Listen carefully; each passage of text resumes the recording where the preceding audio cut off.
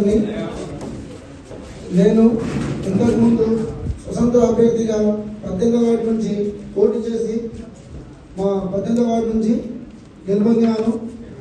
ఇప్పుడు ప్రస్తుతం కాంగ్రెస్ పార్టీలో గత 2 సంవత్సరాలుగా వారికి సేవలు అందిస్తున్నాను. ఇప్పుడు వారు నాకు టికెట్ ఇవ్వకుండా, నా బీఫామ్ ఇవ్వకుండా కొత్త రోజు మరి ఇచ్చిండ్రు. మరి దీన్ని ఖండిస్తున్నాం. మేము పార్టీకి ఎంతో సేవలు చేసినాం. ప్రజలకు కూడా 5 సంవత్సరాలు మా వార్డు ప్రజలకు అన్ని విధాలుగా సేవలు అందించాం.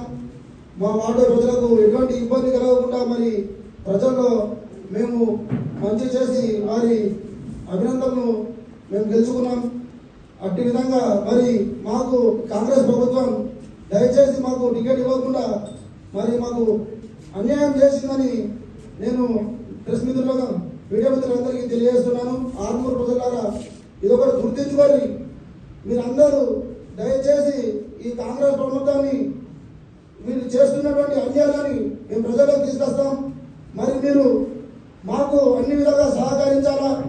మేము స్వతంత్ర అభ్యర్థులుగా మళ్ళీ పోటీలో ఉన్నాం. మమ్మల్ని దయచేసి మా ప్రజాసేవని గుర్తించి మేము చేసిన సేవలను మీరు గుర్తించి మాకు అండగా ఉండాలని మేము కోరుతున్నాం.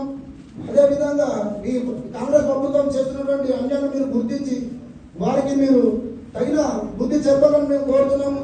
దయచేసి మాకు మీరు అండగా ఉండాలి. మీరు మేము నమ్ముకున్నందుకు మాకు చాలా అన్యాయం చేసిర్రు.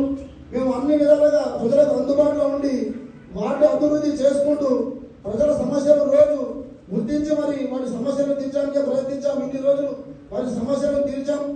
మరి ఈ ప్రభుత్వం దొంగ ప్రభుత్వం మీకు కళ్ళకు చూస్తున్నాం. మేము మాకు ఎటువంటి ఒక్క రిమార్క్ కూడా ఒక్క మచ్చ కూడా లేని మనోశేఖర్ అంటే మీకు అందరికి గుర్తు. ఎవరి దగ్గర ఏది ఆశించకుండా పనిచేసినా నాకు వాడు ఇంత కాంగ్రెస్ అభ్యర్థి, వాడికి చదువు లేదు, ఏం లేదు, ప్రజల్లో గుర్తింపు లేదు. సర్వే రిపోర్ట్లో కూడా మనోశేఖర్ ఉన్నాడు. సర్వే ప్రకారంగా ఇస్తామని చెప్పి ఇప్పుడు డబ్బులు ఆశపడి వారు బీఫామ్ని అమ్ముకున్నారు. మరి దీన్ని మీరు ఖండించాలా. దయచేసి మాలాంటి వారికి మీరు ప్రజలు అండగా ఉండి మాకు న్యాయం చేస్తారన్న నమ్మకంతోనే ఇప్పుడు 2వ వార్డు నుంచి స్వతంత్ర అభ్యర్థిగా పోటీ చేస్తున్నాను. దయచేసి 2వ వార్డు ప్రజలు దీన్ని గమనించి మాకు అండగా నిలబడి మమ్మల్ని మళ్ళీ స్వతంత్ర అభ్యర్థిగా గెలిపించాలా. కాంగ్రెస్ పార్టీకి బుద్ధి చెప్పాలని నేను మీ ప్రజలందరినీ కోరుతున్నాను. దయచేసి గమనించండి. మీరు ఎలాంటి డబ్బులకు పాల్పడి వారు చేసిన తప్పు మీరు చేయకండి. దయచేసి మా మంచితనాన్ని గుర్తించండి. ప్రజల సమస్యలు ఎల్లవేళ మేము కాపాడుతాం. ప్రజల కోసమే మేము పోరాడతాం. ప్రజల సమక్షంలోనే ఉంటాం. దయచేసి మీకు ఎప్పుడు అండగా ఉండాలని నేను మన పాత్రికా మీడియా ద్వారా తెలియజేస్తున్నాను.